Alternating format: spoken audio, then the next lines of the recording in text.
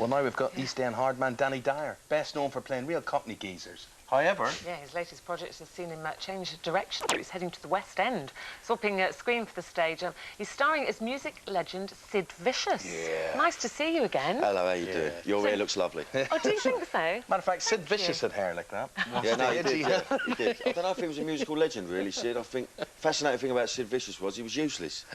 He was just an idea, he was an image, you know? Yes. But, yes, he was essential to that punk movement, the name and the image that went with it. But he couldn't play a guitar and he couldn't sing or, you know, I mean, they should take his guitar out of the bass. I mean, they wouldn't tell him that. But... Well, why would I go along and see a play about him then? Well, I'll tell you what, this is a really mad idea. It's not just about him, No, it's a two-hander, right? And so the play, it's called Kurt and Sid. The play opens with Kurt Cobain sitting there, just about to shoot himself, as he did. And just before he pulls the trigger, Sid Vicious walks into the room, right? Now, Sid Vicious apparently was one of Kurt's idols. So it's this whole hour and a half of me trying to convince him not to do it. Now, being a tortured soul himself, Sid Vicious, you can imagine what the conversation's like. And there was two raving brownheads as well, smackheads, right? Yeah. So it's very dark, but it's very funny as well. It's a mad idea. Just the two of you? Just the two of us. Kurt's played by an actor called Sean Evans, a lovely young actor. Makes me want to raise my game. You know what? I just... Because I've been doing this sort of presenting stuff, this Deadliest Men and that, I've decided to, you know, I love acting. It's what I'm about. It's my passion. So I've just chucked myself in the deep end. Yeah.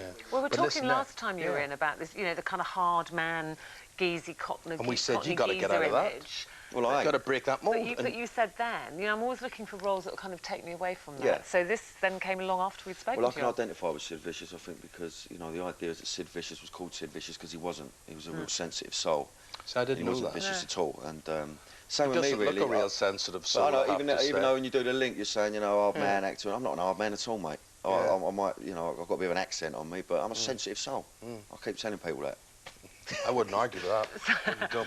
So, and how much stage acting had you done? Because you've done a lot of movies. Do you know what? I've done a bit of Pinter in that. I mean, I've been on the top level, but nothing like this. This is an hour and a half on a stage with another actor going bump, bump, bump. And does it scare Nowhere to hide. It's about focusing. Yeah. You've got to test yourself as an actor. Do you know, even talking about it now, you know, I've got a bit of anxiety about it, but that's healthy. You need to have that. Clammy palms. It's a great play, though. But do you revisit? I mean, you were born 1977. He was doing his thing.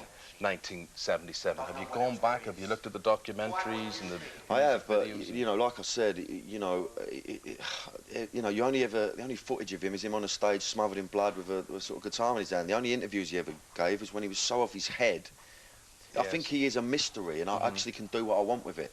You know, as long as I can look the part, got a leather jacket on, my hair all sticking up, and a mad necklace on, and all the mad gear on. I think Kurt Cobain is a bit harder for Sean because Kurt. You know, people knew a lot more about Kurt and people... I've just got to say that it's not an impression of Kurt and not an impression of Sid, it's an idea of what them two would be like. Yeah. So the fact that you're much older, because I think Sid Vicious died when he was about 21 or so, 21 he died, yeah. So actually, we're not meant to go in there and suspend belief and think that you're supposed to be this guy per se. No, because actually the play is about, you know, the first half of it, we don't really know who I am, because I can't be Sid, because Sid obviously is dead. So this is the whole debate me and Kurt are having. And I don't know who I am. I'm like, where am I? What's going on? So when do you start? That was rehearsals we're seeing there. Opens next Wednesday. Where? The Trafalgar Studios, and it runs for a month, and it only holds 100 people, this theatre, so you've got to snap the old tickets up. I'd like to see you two. Why don't you whip her out for a nice night out, right? He never takes me out, Danny. Never takes me out. He's murder, isn't he? Whip her out, I'm like you, I'm a soft soul. Take her for a nice bit of dinner after. And also, nice bit of dinner. Yeah. The last time we saw you, you had loads of movies coming up. You were so busy. Yeah. So what's next coming out? What can we see at the movies? I've got a movie coming out called Dead Man Running. With 50 Cent and Brenda Bleffin's in it as well. I've got a movie I just finished called Pimp. I've got a movie called Malice in Wonderland I did as well, which is like Alice in Wonderland. I played a white rabbit. Oh, you're a rabbit? Yeah, but not with big ears and nothing like that. You know what I mean? He's a sensitive...